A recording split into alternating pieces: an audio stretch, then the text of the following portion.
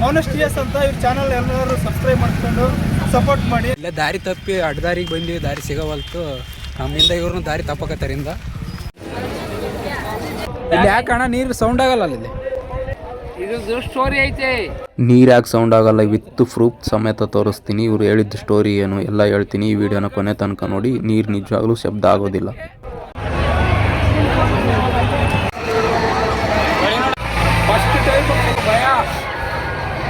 Kichcha fans D boss fans ಹೊಡೆದಾಡ್ಕೊಂಡ್ರು ಬಿಡು.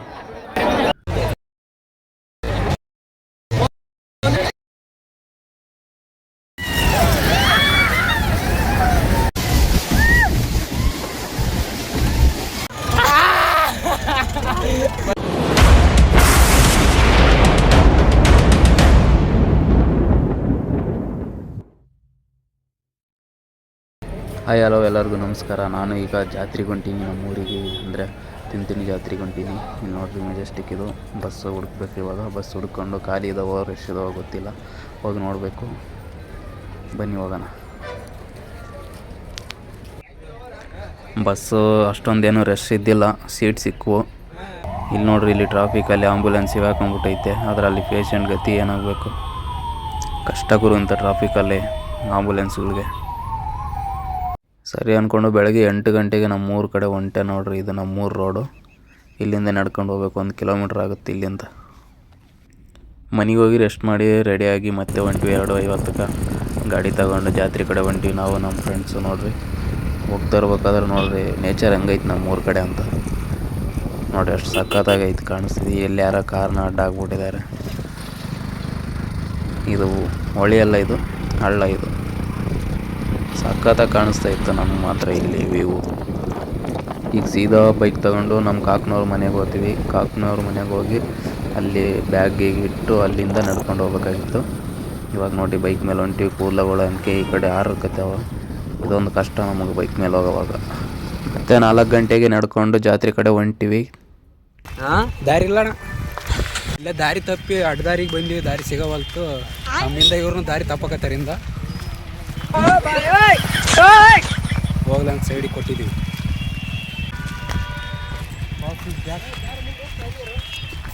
ನಮಗೂ ಗೊತ್ತಿಲ್ಲಣ್ಣ, ಸುಮ್ಮನೆ ಬಂದೀವಿ, ಹಿಂಗೆ ಅಡ್ಡದಾರಿ ಆದಂತ. ಸ್ವಲ್ಪ ಮುಂದೆ ಹೋಗ್ತಿದ್ದಂಗೆ ನಮಗೂ ದಾರಿ ಸಿಕ್ತು. ಇಲ್ಲಿ ನೋಡ್ರಿ, ಇಲ್ಲಿ ಎಷ್ಟು ಜನ ಹೋಗ್ತಿದ್ದಾರೆ, ಪಾದಯಾತ್ರೆ ಮಾಡ್ತಾಯಿದ್ದಾರೆ ಇವರೆಲ್ಲ. ದೊಡ್ಡ ಜಾತ್ರೆ ಆಗುತ್ತೆ ಇದು, ಮೌನೇಶ್ವರ ಚಿಂತಣಿ ಜಾತ್ರೆ, ದೊಡ್ಡ ಜಾತ್ರೆನೇ. ನೋಡಿ ಎಷ್ಟು ಜನ ನಡ್ಕೊಂಡು ಹೋಗ್ತಾಯಿದ್ದಾರೆ ಇಲ್ಲಿ. ಅವ್ರ ಜೊತೆಗೆ ನಾವು ಸೇರಿಕೊಂಡು ನಡ್ಕೊಂಡು ಹೋಗ್ತಾ ಇದ್ದೀವಿ. ಅವರೆಲ್ಲ ಪಾದಯಾತ್ರೆ ಮಾಡ್ಕೊಂಡು ಬಂದಿರೋರು. ಇಲ್ಲಿ ನೋಡಿ ಬ್ಯಾಗ್ಗಳು ಹೆಂಗೆ ಹೊತ್ಕೊಂಬರ್ತಾಯಿದ್ದಾರೆ ಅಂತ. ಇವಾಗ ಸೀದಾ ಜಾತ್ರೆ ಒಳಗೆ ಎಂಟ್ರಿ ಆಗ್ತಾ ಇದ್ದಂಗೆ ಇಲ್ಲಿ ಕಬ್ಬುಗಳನ್ನೆಲ್ಲ ಮಾಡ್ತಾಯಿದ್ರು.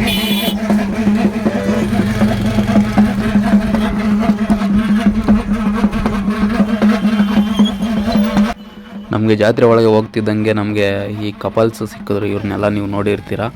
ಅವ್ರ ಹತ್ರನೂ ಸ್ವಲ್ಪ ನಮ್ಮ ಚಾನಲ್ನು ಪ್ರಮೋಷನ್ ಮಾಡಿಸ್ಕೊಂಡ್ವಿ.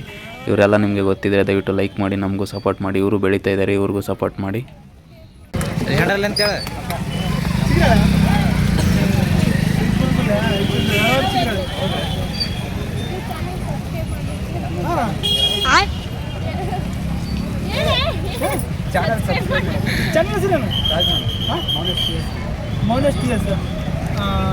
ಮಾನೆಸ್ಟಿಯಸ್ ಅಂತ ಇವ್ರ ಚಾನಲ್ ಎಲ್ಲರೂ ಸಬ್ಸ್ಕ್ರೈಬ್ ಮಾಡ್ಕೊಂಡು ಸಪೋರ್ಟ್ ಮಾಡಿ. ನಮ್ಮ ಕಡೆಯವ್ರು ಬೆಳಿಬೇಕು. ಥ್ಯಾಂಕ್ಸ್ ಹೇಳ್ಬಿಟ್ಟು ನಾವು ಜಾತ್ರೆ ಒಳಗಡೆ ಹೊಂಟಿವಿ. ಈಗ ಇಲ್ಲಿ ನೋಡ್ರಿ ಬಸ್ಸುಗಳೆಲ್ಲ ಇಲ್ಲೇ ನಿಂತಿರೋದು. ನಿಮ್ಗಲ್ಲೊಂದು ಜೋಕಾಲಿ ಕಾಣಿಸ್ತೈತಲ್ಲ, ಆ ಜೋಕಾಲಿ ಒಳಗಡೆ ಕುಂತಿದ್ವಿ. ಅದನ್ನು ತೋರಿಸ್ತೀನಿ ವಿಡಿಯೋದಲ್ಲಿ. ಜಾತ್ರೆ ಅಂದಮೇಲೆ ಜಿಲಿಬಿಲಿ ಬಜ್ಜಿ ಇರಲೇಬೇಕು, ಇಲ್ಲ ಅಂತಂದ್ರೆ ಜಾತ್ರೆನೇ ಅನಿಸಲ್ಲ ಅದು. ಇಲ್ಲಿ ಮೌನೇಶ್ವರರವ್ರದ್ದು ಹಲವಾರು ಪವಾಡಗಳಿದ್ದಾವೆ. ಅದರಲ್ಲಿ ನಾನು ನಿಮಗೆ ಒಂದೆರಡು ಹೇಳ್ತೀನಿ. ಸತ್ತ ಎತ್ತನ ಬದುಕಿಸಿರೋದು, ಸತ್ತ ರಾಜ್ಕುಮಾರನ ಬದುಕಿಸಿರೋದು, ಗಂಗೆ ಮಾತೆನ ಶಬ್ದ ಆಗದೆ ಇರೋ ಥರ ಹರಿಯೋ ಥರ ಹೇಳಿರೋದು. ನಾನು ಅದರಲ್ಲಿ ಒಂದೆರಡು ನಿಮಗೆ ಹೇಳ್ತೀನಿ. ಇಲ್ಲಿ ನೀರು ಶಬ್ದ ಆಗದೆ ಇರೋ ಥರ ಹರ್ಕೊಂಡು ಹೋಗುತ್ತೆ. ಅದನ್ನು ರಿಯಲಾಗಿ ನಿಮಗೆ ತೋರಿಸ್ಬಿಟ್ಟು ಅದ್ರ ಸ್ಟೋರಿನ ಹೇಳ್ತೀನಿ. ಅದಕ್ಕೆ ಮುಂಚೆ ಸತ್ತ ರಾಜ್ಕುಮಾರನ ಬದುಕಿಸಿರೋದು ನಿಮಗೆ ಸ್ಟೋರಿ ಹೇಳ್ತೀನಿ. ಇವರು ಚಿಕ್ಕವರು ಇರಬೇಕಾದ್ರೆ ಸುರಪುರ ರಾಜನ ಮಗ ಮತ್ತು ಕೆಲವೊಂದು ಹುಡುಗರು ಚೆಂಡಿನ ಆಟ ಆಡ್ತಾ ಇರ್ತಾರೆ. ಆ ಚೆಂಡಿನ ಆಟ ಆಡ್ತಾ ಇರಬೇಕಾದ್ರೆ ಸುರಪುರ ರಾಜನ ಮಗ ಮೋಸದಿಂದ ಆಟವನ್ನು ಆಡ್ತಾ ಇರ್ತಾನೆ. ಭಾಳಷ್ಟು ಸಲ ಎಚ್ಚರಿಕೆ ಕೊಡ್ತಾರೆ ಇವರು ಮೋಸದಿಂದ ಆಡ್ತಾ ಇದೆ ಅಂತ. ಆದರೆ ಆ ರಾಜನ ಮಗ ಕೇಳೋದಿಲ್ಲ, ಅದೇ ಥರ ಆಡ್ತಾ ಇರ್ತಾನೆ. ಆಗ ಇವರಿಗೆ ಕೋಪ ಬಂದು ಚೆಂಡಿನಿಂದಲೇ ಹೊಡೆಯುತ್ತಾನೆ. ಆವಾಗ ಆ ರಾಜ್ಕುಮಾರನ ಮಗ ಸತ್ತೋಗ್ತಾನೆ. ಸತ್ತೋಗಿದ್ದಾದಮೇಲೆ ಅಲ್ಲಿ ಆಟ ಆಡ್ತಕ್ಕಂಥ ಹುಡುಗರು ಹೋಗಿ ರಾಜ್ಕುಮಾರನಿಗೆ ಹೇಳ್ತಾರೆ, ಈ ಥರ ಮೌನೇಶ ಹೊಡೆದ್ಬಿಟ್ಟಿದ್ದಾನೆ, ನಿಮ್ಮ ಮಗ ಸತ್ತೋಗಿದ್ದಾನೆ ಅಂತ. ಅಲ್ಲಿಗೆ ರಾಜ್ಕುಮಾರ್ ಮತ್ತು ರಾಜ್ಕುಮಾರಿ ಅವರು ಇಬ್ಬರು ಓಡಿ ಬರ್ತಾರೆ. ಬಂದು ನೋಡಿದ್ರೆ ರಾಜ್ಕುಮಾರನ ಮಗ ಸತ್ತು ಬಿದ್ದಿರ್ತಾನೆ. ಅವ್ರು ಬಂದು ಕೇಳ್ತಾರಂತೆ, ಯಾಕೆ ಹೊಡೆದೆ ಏನು ಅಂತ ಕೇಳಿದಾಗ ಮೌನೇಶ್ವರರು ಹೇಳ್ತಾರಂತೆ, ನಿಮ್ಮ ಮಗ ಮೋಸದಿಂದ ಆಟ ಆಡಿದ, ಅದಕ್ಕೆ ಹೊಡೆದೇ, ಬೇಕಿದ್ದರೆ ನಿಮ್ಮ ಮಗನನ್ನೇ ಕೇಳಿ ಅಂತ ಹೇಳ್ತಾರಂತೆ.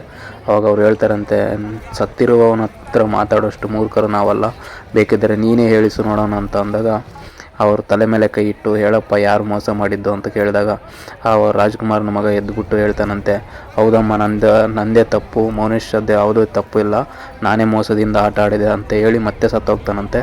ಆವಾಗ ಆ ರಾಜ್ಕುಮಾರಿ ಓಡೋಗಿ ಕಾಲು ಹಿಡ್ಕೊಂಡು ನನ್ನ ಮಗನನ್ನು ಬದುಕಿಸಿಕೊಡು ಅಂತ ಹೇಳಿದಾಗ ಮತ್ತೆ ಆ ರಾಜ್ಕುಮಾರನ ಮಗನ ಬದುಕಿಸ್ತಾನಂತೆ.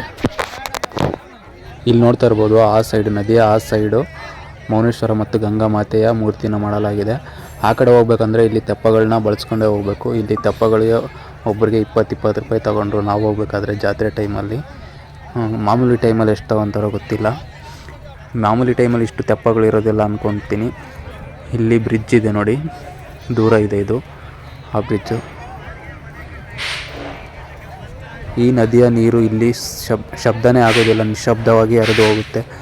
ಅದಕ್ಕೆ ಕಾರಣ ಗಂಗಾ ಮಾತೆ ಮೌನೇಶ್ವರರಿಗೆ ಕೊಟ್ಟ ಮಾತು.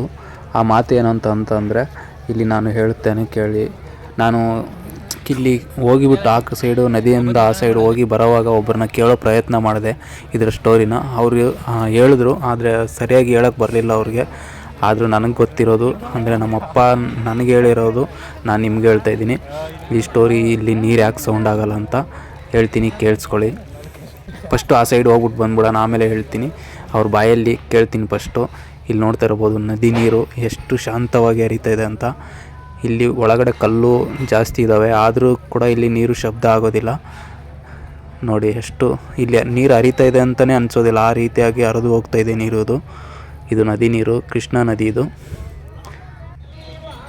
ನಾವು ನದಿನ ದಾಟ್ಕೊಂಡು ಇಲ್ಲಿ ಗಂಗಾ ಮಾತೆ ಮತ್ತು ಮೌನೇಶ್ವರರ ಮೂರ್ತಿಯ ಮುಂದೆ ನಿಂತ್ಕೊಂಡು ಫೋಟೋಗಳನ್ನ ತೆಕ್ಕೊತಾ ಇದ್ರು. ನೋಡ್ತಾ ಇರ್ಬೋದು ಇಲ್ಲಿ ಯಾವ ರೀತಿ ಜನ ಸೇರಿದ್ದಾರೆ ಅಂತ. ಇದು ಜಾತ್ರೆ ಇರೋದ್ರಿಂದ ಇಲ್ಲಿ ತುಂಬ ಜನ ಬಂದಿರ್ತಾರೆ. ಇಲ್ಲಿ ಅಂದರೆ ಒಳಗಡೆ ಒಂದು ದೇವಸ್ಥಾನ ಇತ್ತು, ಅಲ್ಲಿ ಕೂಡ ಹೋಗಿ ಕೈ ಮುಕ್ಕೊಂಡು ನಾವು ಕುಂಕುಮ ಹಚ್ಕೊಂಡು ಹೊರಗಡೆ ಬಂದ್ವಿ. ಹೊರಗಡೆ ಬಂದು ನಾವು ಕೂಡ ಇಲ್ಲಿ ಈ ಮೂರ್ತಿ ಮುಂದೆ ನಿಂತ್ಕೊಂಡು ಪೋಸ್ ಕೊಟ್ಟು ನಾವು ಕೂಡ ಫೋಟೋಗಳನ್ನ ತೆಕ್ಕೊಂಡ್ವಿ. ಇಲ್ಲಿ ನೋಡ್ತಾ ಇರ್ಬೋದು ಮೌನೇಶ್ವರರ ಮೂರ್ತಿ ಹೇಗಿದೆ ಅಂತ. ನಾವು ಫೋಟೋ ಗಿಟೋ ತೆಕ್ಕೊಂಡು ಮತ್ತೆ ಆ ಸೈಡು ಹೋಗ್ತಾ ಇದ್ವಿ. ಹೋಗ್ಬೇಕಾದ್ರೆ ನಾನು ತೆಪ್ಪದಲ್ಲಿರೋರನ್ನ ಕೇಳಿದೆ, ಅವ್ರಿಗೆ ಸರಿಯಾಗಿ ಹೇಳೋಕ್ಕೆ ಬರಲಿಲ್ಲ. ನಾನೇ ಹೇಳ್ತೀನಿ ಕೇಳಿಸ್ಕೊಳ್ಳಿ. ಇಲ್ಲಿ ಈ ನದಿಯ ದಡದಲ್ಲಿ ಮೌನೇಶ್ವರರು ಧ್ಯಾನ ಮಾಡ್ತಾ ಇರ್ತಾರಂತೆ. ಆವಾಗ ಈ ನದಿ ನೀರು ರಭಸವಾಗಿ ಹರಿತಿರೋ ಶಬ್ದಕ್ಕೆ ಅವರು ಕೇಳ್ತಾರಂತೆ, ನಾನು ಇಲ್ಲಿ ಕೂತು ಧ್ಯಾನ ಮಾಡೋದು ನಿಮಗೆ ಇಷ್ಟ ಇಲ್ಲವೇ ಅಂತ ಗಂಗಾ ಮಾತೆನ ಕೇಳಿದಾಗ, ನಾನು ಇಲ್ಲಿ ಶಬ್ದ ಮಾಡದೆ ಹರಿದು ಹೋಗುತ್ತೇನೆ ಅಣ್ಣ, ನೀವು ಇಲ್ಲೇ ಕುಳಿತುಕೊಳ್ಳಿ, ನಾನು ಒಂದು ಕೂಗಳತೆಯ ದೂರದಷ್ಟು ಶಬ್ದನೇ ಮಾಡದೆ ಹರಿದು ಹೋಗುತ್ತೇನೆ ಅಂತ ಮಾತು ಕೊಡ್ತಾಳಂತೆ. ಅವತ್ತಿನಿಂದ ಇಲ್ಲಿ ನೀರು ನಿಶ್ಶಬ್ದವಾಗಿ ಹರಿದು ಹೋಗುತ್ತದಂತೆ. ನಾನು ಕೈಯಿಂದ ಚಿಮ್ಮಿದರೆ ಮಾತ್ರ ನೀರು ಶಬ್ದ ಕೇಳಿತು. ಇಲ್ಲಿ ಯಾಕಣ್ಣ ನೀರು ಸೌಂಡ್ ಆಗಲ್ಲ ಅಲ್ಲಿ? ಆಗಲ್ಲ, ಅದನ್ನೇ ಮತ್ತೆ ಅದಕ್ಕೆ ಅಲ್ಲಿಗೆ ಹೋಗಿದ್ದು. ಹಾಂ, ಇದು ಸ್ಟೋರಿ ಐತೆ, ಸ್ವಲ್ಪ ಹೇಳ್ತೀರಾ? ಸ್ವಲ್ಪ ಹೇಳ್ತೀರಾ? ಅದೇ ಗಂಗನದಲ್ಲ ಇವರು ಮೌನೇಶಪ್ಪ ಬೋರ್ ಗಡ್ಸಿದ್ದು ಬರ್ತಿತ್ತಲ್ಲ, ಅದಕ್ಕೆ ನಿಶಬ್ದ ಹೋಗ ಒಂದು ಕೂಗಳ್ತೆ ನಿಶಬ್ದ ಹೋಗತ್. ಇವಾಗ ಅಲ್ಲಿಂದ ಅಲ್ಲಿ ಗಂಟ ಒಂದು ಕೂಗಿನ ಅಳ್ತೆ. ಅದು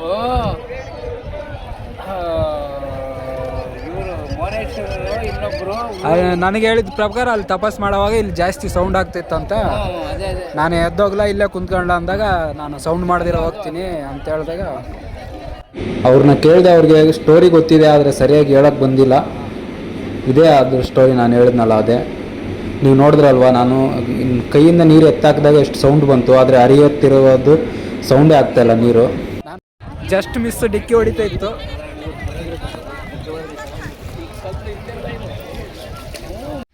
ತೇರು ಎಳೆಯುವುದನ್ನು ನೋಡಿ ಕಣ್ತುಂಬ್ಕೊಳ್ಳಿ.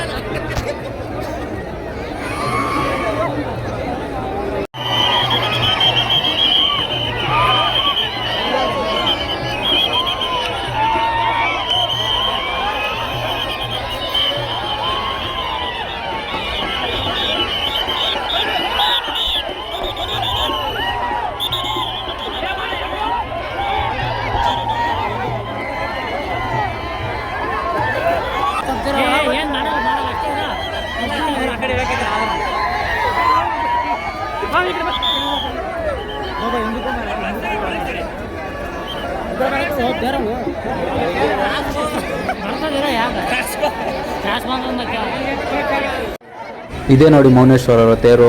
ನೀವು ಬೇಡ್ಕೊಳ್ಳಿ ಏನಾದರೂ ಒಳ್ಳೆಯದಾಗುತ್ತೆ. ನಿಮಗೂ ಒಳ್ಳೆಯದಾಗಲಿ, ನನಗೂ ಒಳ್ಳೆಯದಾಗಲಿ, ಎಲ್ಲರಿಗೂ ಒಳ್ಳೇದು ಮಾಡಪ್ಪ ದೇವ್ರೆ ಅಂತ ನಾನು ಕೇಳ್ಕೊತೀನಿ ಆ ದೇವ್ರ ಹತ್ರ. ಎಲ್ಲರಿಗೂ ಒಳ್ಳೆಯದಾಗಲಿ. ನೋಡಿ ಹೇಗಿದೆ ತೇರು ಅಂತ, ಸಖತ್ತಾಗಿ. ಅಲ್ಲಿ ಡ್ರೋನ್ ಬೇರೆ ಬಿಟ್ಟಿದ್ದಾರೆ, ಮೇಲೆ 2 ಡ್ರೋನ್ಗಳು ಬಿಟ್ಟಿದ್ರು. ಇದು ಕ್ರಾಸಾಗಿ ಬಂದ್ಬಿಟ್ಟಿತ್ತು ತೇರು, ಅದಕ್ಕೆ ಭಯ ಆಗೋಯ್ತು ನಮಗೂ. ಇಲ್ಲಿ ನೋಡ್ತಾ ಇರ್ಬೋದು ನೀವು, ಇಲ್ಲಿ ತೇರಿನ ಮುಂದೆ ಡಿ ಬಾಸ್ ಫ್ಯಾನ್ಸು ಮತ್ತು ಕಿಚ್ಚ ಬಾಸ್ ಫ್ಯಾನ್ಸು ಕಿತ್ತಾಡ್ತಾಯಿದ್ರು. ಇಲ್ಲಿ ನೋಡ್ತಾ ಇರ್ರಿ, ಅಲ್ಲಿ ಡಿ ಬಾಸ್ ಫ್ಯಾನ್ಸು ಹೊಡಿತಾರೆ ಬೌಡ್ರಿಂದ. ಅವರು ಆ ಕಡೆ ಕಿತ್ತಾಡ್ಕೊಂಡು ಸೈಡ್ಗೆ ಹೋಗ್ಬಿಟ್ಟು.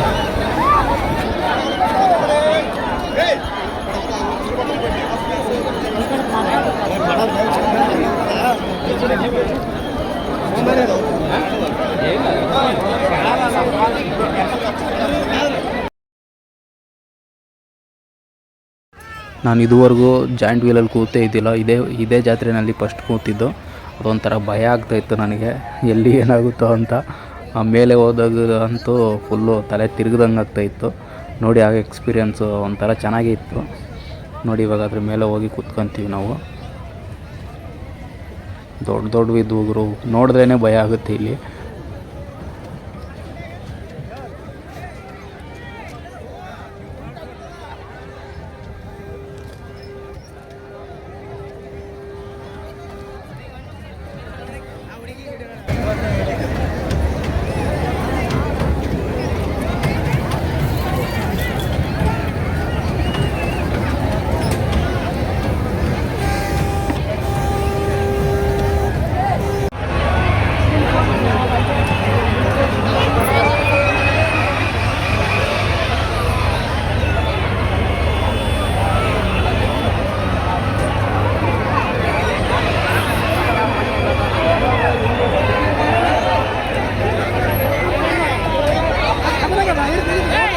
ಅಂತೂ ಮೇಲೆ ಹತ್ತಿ ಕೂತ್ಕೊಂಡ್ವಿ ಜಾಯಿಂಟ್ ವೀಲಲ್ಲಿ. ನೋಡಿ ಮೇಲಿಂದ ಯಾವ ರೀತಿ ಕಾಣಿಸ್ತಾ ಇದೆ ಅಂತ.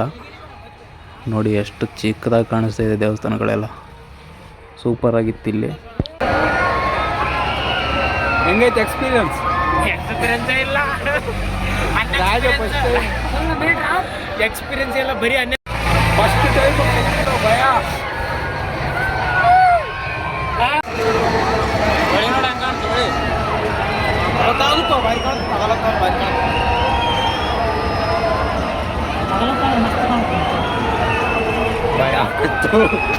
ಜೋಗಾಲಿ ಆಡಿ ಬಂದಿದ್ದ ತಕ್ಷಣ ಕ್ವಾಲಿಟಿ ಕನ್ನಡಿಗವ್ರು ಸಿಕ್ಕಿದ್ರು. ಅವ್ರ ಹತ್ರ ನಮ್ಮ ಚಾನಲ್ನ ಹಂಗೆ ಪ್ರಮೋಷನ್ ಮಾಡಿಸ್ಕೊಂಡ್ವಿ. ಅವ್ರು ಹೇಳೋದು ಇಲ್ಲಿ ಕೇಳಿಸ್ತಾ ಇದ್ದಿಲ್ಲ, ಯಾಕಂದರೆ ಜಾತ್ರೆನಲ್ಲಿ ನನ್ನ ಹತ್ರ ಮೈಕ್ ಇದ್ದಿಲ್ಲ. ಅವ್ರು ಹೇಳಿದ್ರು ಚಾನಲ್ಗೆ ಸಪೋರ್ಟ್ ಮಾಡಿರಿ ಅಂತ, ಆದರೂ ಕೇಳಿಸಿಲ್ಲ. ನೋಡಿ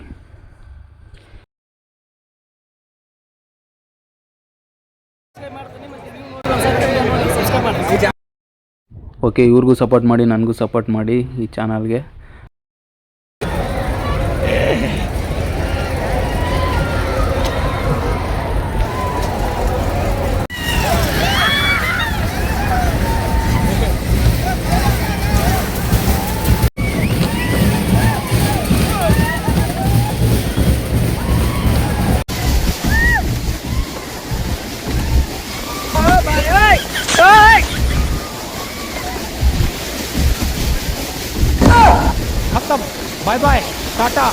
गुड बाय गया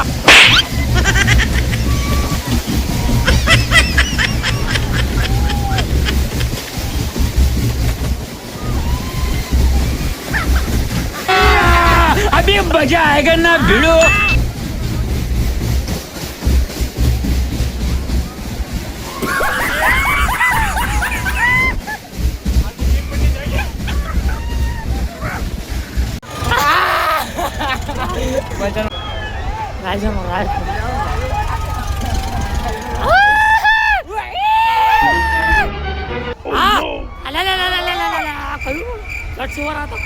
ಅಣ್ಣ ಈ ಕಡೆ ನೋಡಿದಾಗ ಏನಾಗಲ್ಲ ಇಲ್ಲ ಅಣ್ಣ ಈ ಕಡೆ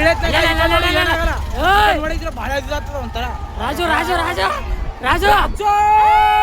ಜೋಕಾಲಿ ಗೀಕಾಲಿ ಎಲ್ಲ ಆಡಿ ನಾನು ಅಲ್ಲಿಂದನೇ ಸೀದಾ ಬಸ್ ಹತ್ತಿ ಸೀದಾ ಮಲ್ಕೊಂಬಿಟ್ಟೆ, ಟಯರ್ಡ್ ಆಗಿಬಿಟ್ಟಿದ್ದೆ. ಬಸ್ಸಲ್ಲೇ ಸೀಟ್ ಸಿಕ್ಕಿತ್ತು, ಮಲ್ಕೊಂಡು ಸೀದಾ ಬೆಂಗಳೂರು ಕಡೆ ಹೊರಟಿದ್ದೀನಿ ನೋಡಿ. ಅಂತೂ ಮಲ್ಕೊಂಡಿದ್ದಾಯಿತು, ಬೆಂಗಳೂರು ಬಂತು. ಎಲ್ಲರಿಗೂ ಥ್ಯಾಂಕ್ಸ್ ವಿಡಿಯೋ ನೋಡಿದ್ದಕ್ಕೆ. ಹೀಗೆ ಸಪೋರ್ಟ್ ಮಾಡ್ತಾಯಿರಿ. Thank you so much.